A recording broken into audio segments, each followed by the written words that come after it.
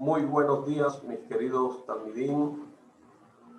Es un placer para mí haber culminado con ustedes el libro de Shemot, Baruch Hashem, y ya entramos en el libro de Vaikra, Baruch Hashem. Hoy nosotros iniciamos primero de Nisan del año 5781 el estudio de este hermoso libro. Y no sin antes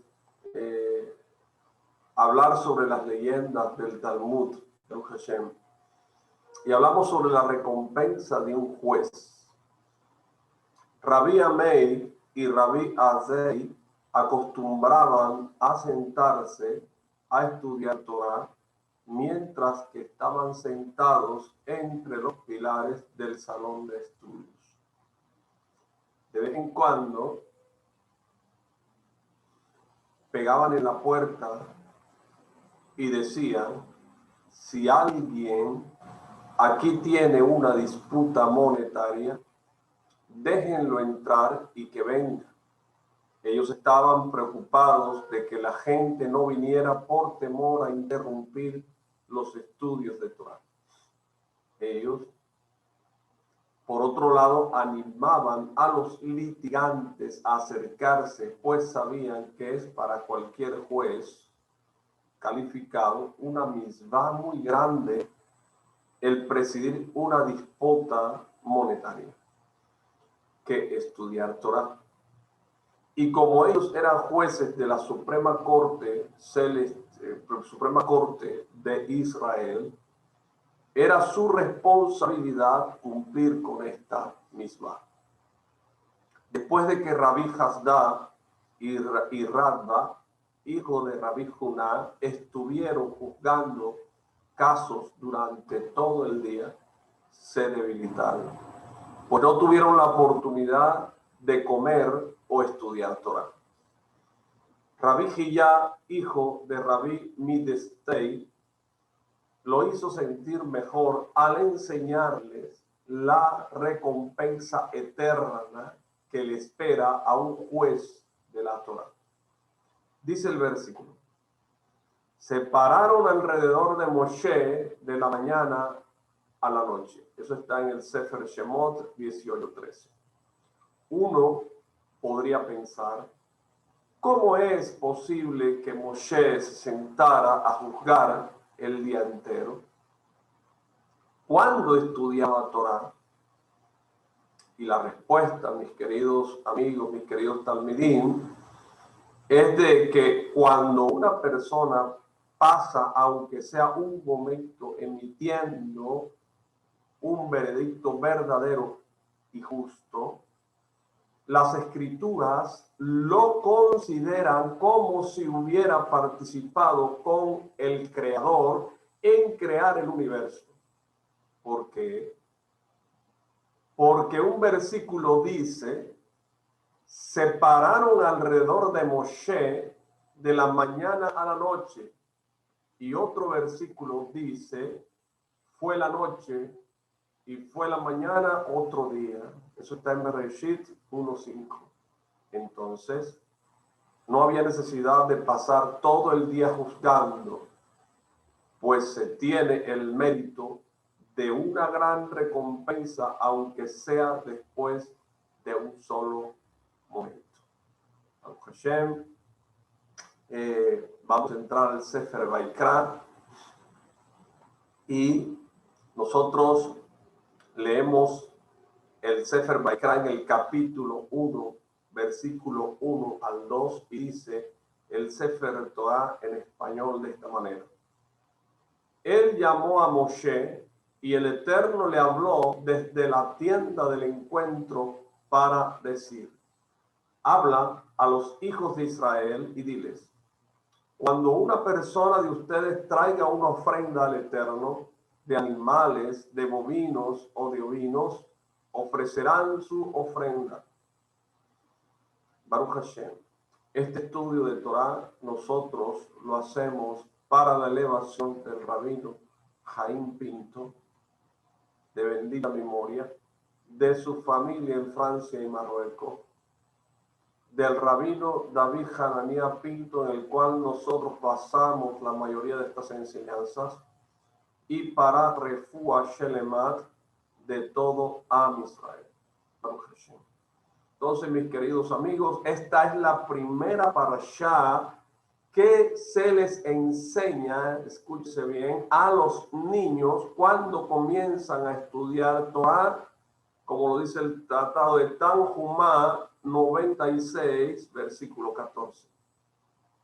Y a pesar de que esta parashá se ocupa de las complicadas leyes de los sacrificios, sin embargo, la costumbre general es que los pequeños comiencen estudiándola porque ella los educa en relación a la entrega total que es necesaria para seguir los caminos de la Torah. A esto se refiere el versículo al decir, cuando una persona entre ustedes traiga una ofrenda, a que cada individuo debe sacrificar algo de sí mismo, mis queridos talmidim, ¿verdad? ¿Para quién? Para el Creador.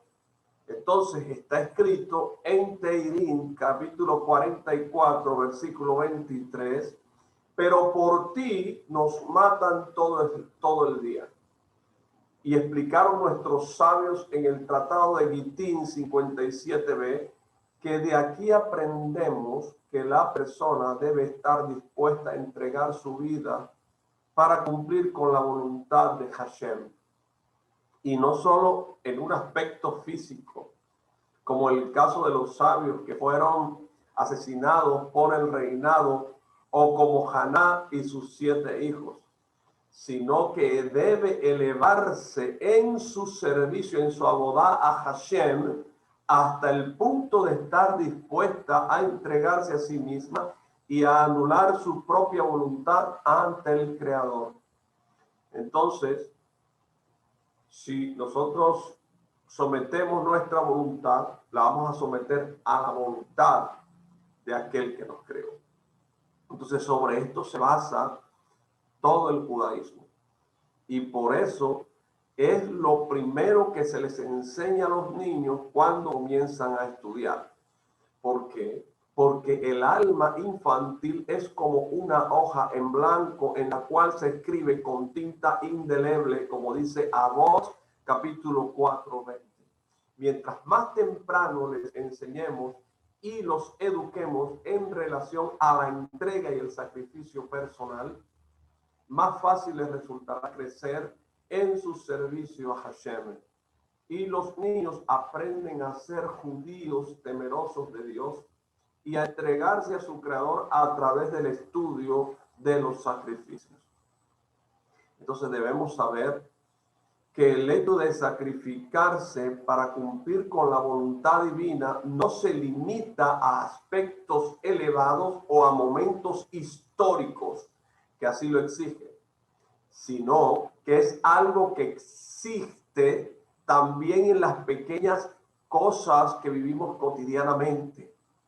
Por ejemplo, si una persona logra superar su cansancio y levantarse a tiempo para el rezo, eso también se considera un sacrificio.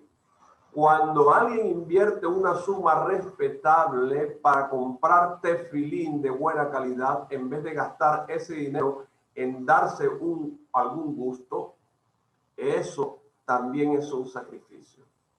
Vemos entonces que sacrificarse no significa realizar grandes proezas históricas, sino medirse día a día con cosas aparentemente simples, pero que exigen decisión y entrega. Y quien logra sacrificarse en estos pequeños puntos es considerado por Hashem como si hubiera llevado una ofrenda o la ofrenda al mismo altar Kadosh.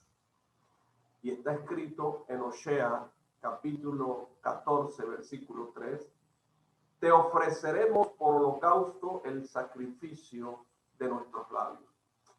Es sabido, mis queridos amigos, que desde el momento en que no tuvimos más la posibilidad de ofrecer sacrificios en el templo, el rezo ocupó el lugar de estos. Cuando la persona le pide a Hashem en su rezo, después de haber corregido sus midot, sus actos, esa plegaria se eleva tal como un sacrificio olá delante de Hashem. La Torá dice en Devarim, capítulo 4, versículo 30, y volverás al eterno tu Dios. ¿Qué aprendemos de esto? Aprendemos que para lograr la cercanía a Hashem es necesario arrepentirse. Y no solamente eso, sino corregir nuestros caminos, confesar ante Él nuestras averot, nuestros pecados, y aceptar actuar en el futuro de la manera de vida. Entonces, esto se considera ante Hashem como un sacrificio hatat, o sea, el sacrificio que expía los pecados. Se llama el sacrificio hatat. Entonces, podemos preguntarnos por qué Hashem nos ordenó sacrificar animales. ¿Acaso Él, quien no tiene cuerpo ni imagen, necesita sacrificios? Obviamente, Dios no obtenía ningún provecho de esos sacrificios, sino que la única beneficiada éramos nosotros, era la persona misma.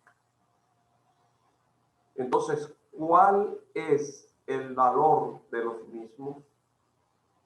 Hashem nos ordenó sacrificar diferentes animales en diversas ocasiones, es decir, que cada sacrificio tenía una función y una meta específica.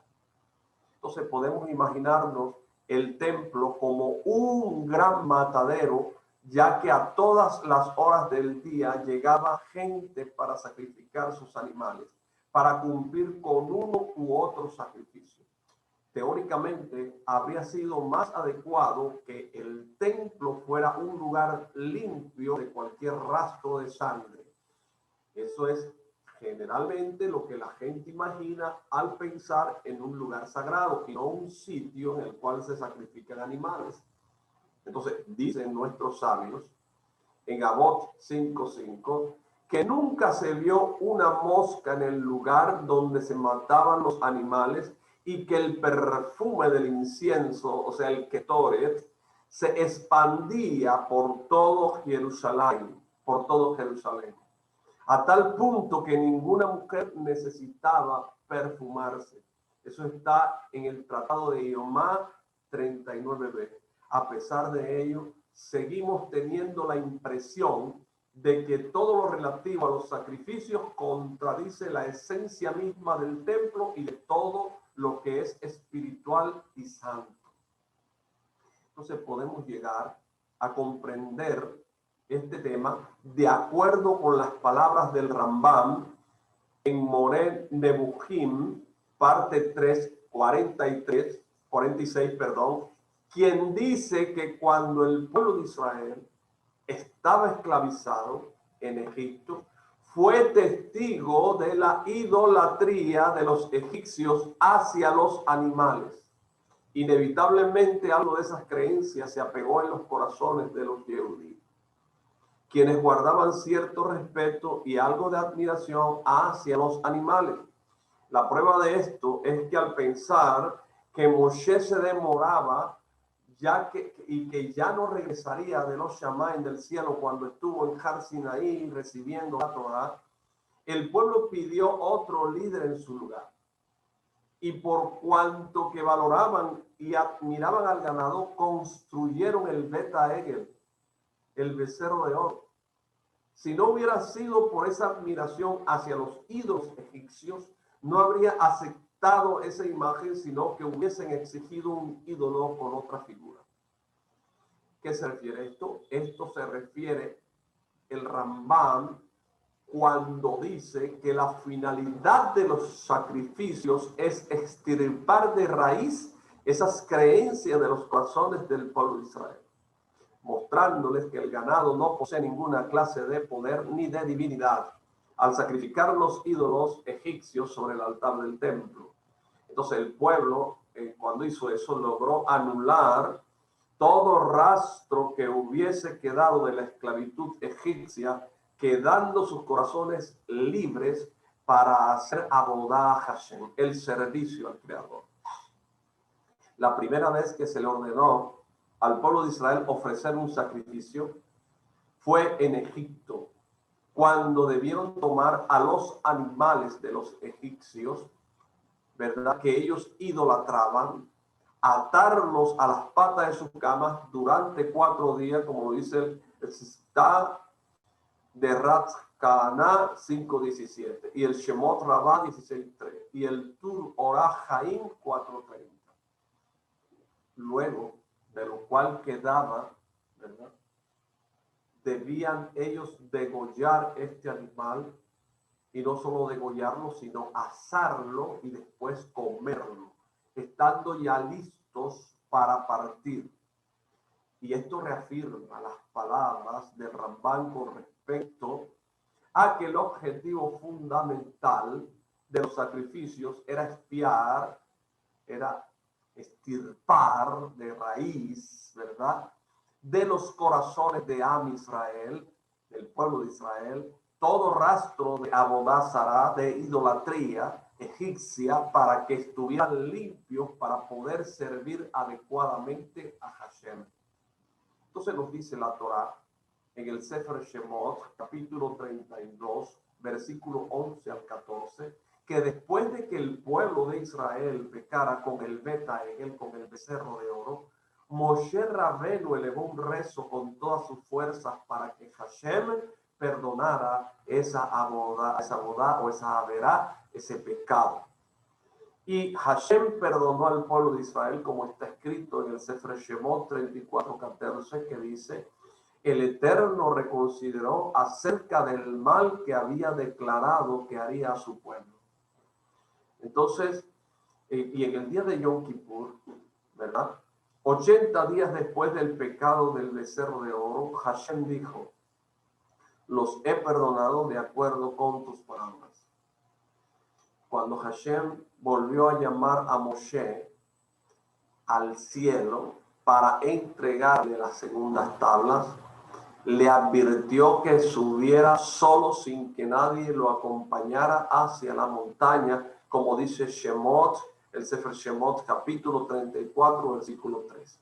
Entonces, esto fue ¿para qué? Para que Moshe ascendiera en silencio y de manera recatada. ¿Para qué? Para anular toda la influencia del Satán, ya que la bendición recae sobre aquellas cosas que están ocultas.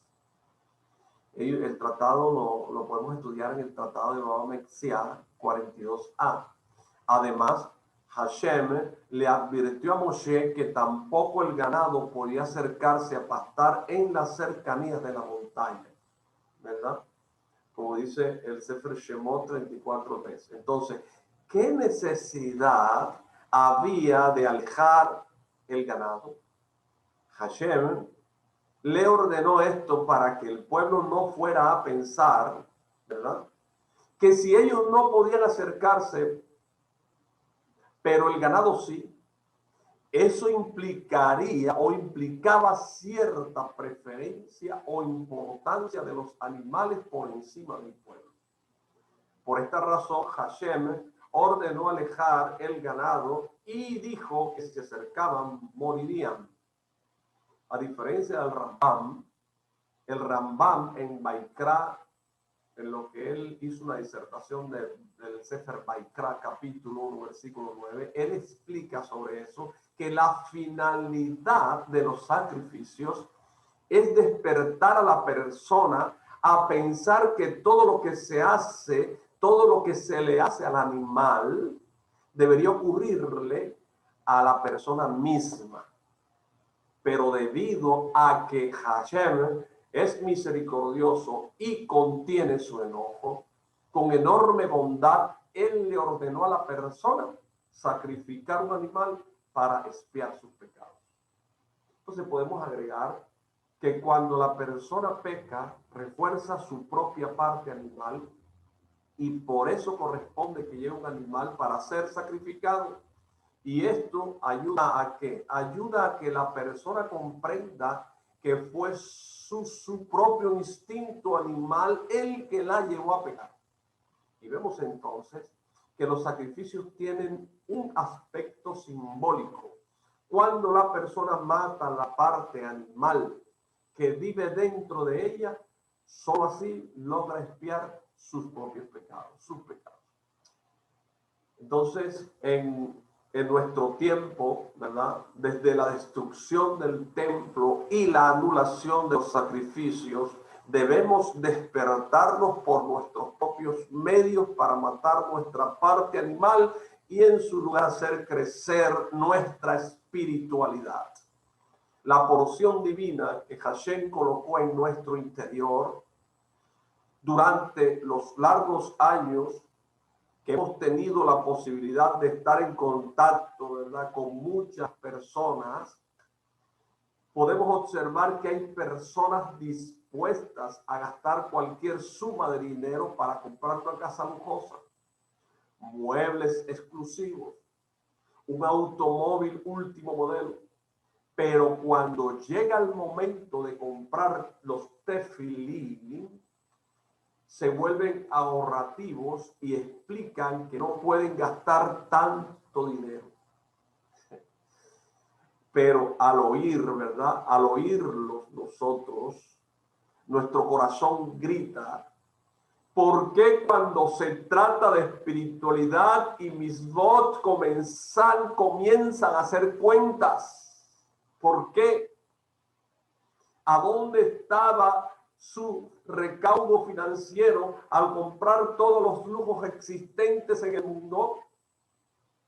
Sin ninguna duda, el Yeser Hará, la mala inclinación, la inclinación al mal, es quien aconseja a estas personas para que abandonen los aspectos espirituales y dejen crecer cada vez más la parte material y animal.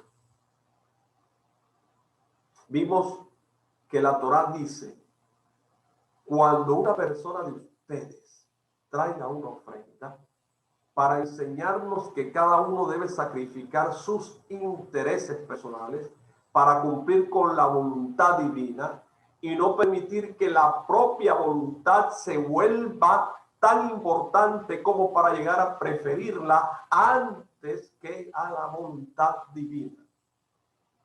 De las palabras del profeta Yesayahu en el capítulo 1, versículo 1, aprendemos que Hashem se le reveló y le dijo que ya no deseaba los sacrificios del pueblo de Israel. Y esto no se entiende, ¿verdad? ¿Cómo es posible que Hashem no deseara que el pueblo se acercara a él y expiara por sus pecados? Y la respuesta a esto es que en la época del profeta Yesayahu o Isaías, el pueblo llevaba sacrificios no para conectarse con Hashem, sino porque esa era la costumbre de la época. Y todos los pueblos del mundo hacían lo mismo, dado que esos sacrificios no se originaban en la santidad ni en la pureza del corazón, sino en el deseo de ser como el resto de los pueblos. Entonces Hashem no quiso aceptar los sacrificios. Esto nos recuerda que los fundamentos mismos de los sacrificios son sumamente santos y abarcan gran cantidad de detalles elevados. Cuando el pueblo no lleva sus sacrificios con la intención correcta, entonces Hashem no desea aceptarlo. Como ya dijimos, el primer sacrificio que se le ordenó realizar al pueblo de Israel fue el Corbán de Pesaj, el sacrificio de Pesaj.